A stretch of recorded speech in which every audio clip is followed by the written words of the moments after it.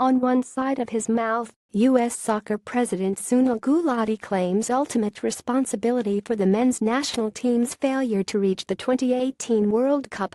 On the other side, however, he clearly refuses to hold himself accountable.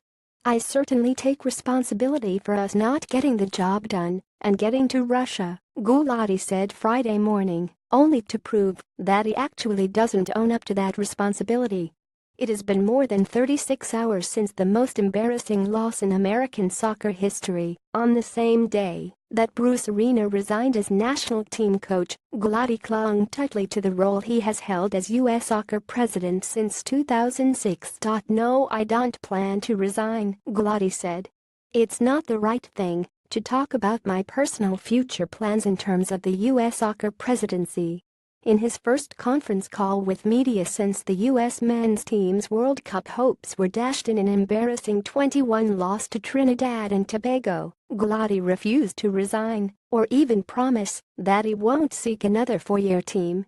Even though the U.S. finished a pathetic fifth in the six-team CONCACAF World Cup qualifying hexagonal round, Gulati still won't let go of his post. At a time when U.S. soccer needs wholesale changes, Gulati clearly fails to acknowledge that he must go.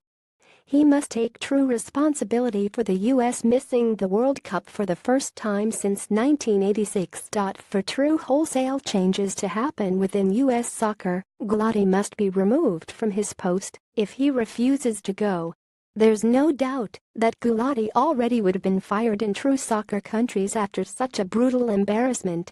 For those hoping that Gulati would at least not run for another team, he said he will decide if he'll run or not in the coming weeks.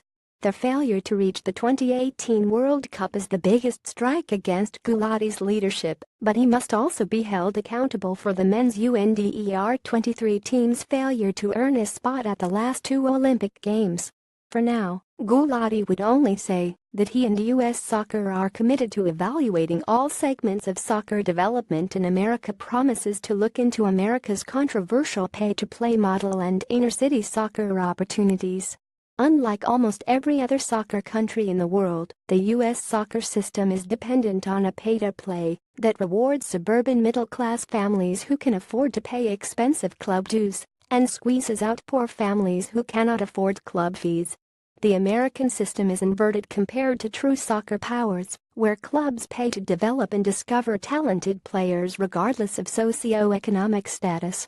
"Where we need to make major changes, well, do that," Gulati said.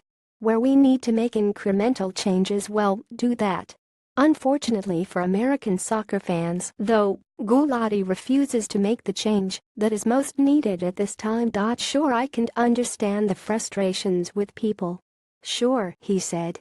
Gulati feels your pain, but your pain isn't enough for him to hold himself accountable.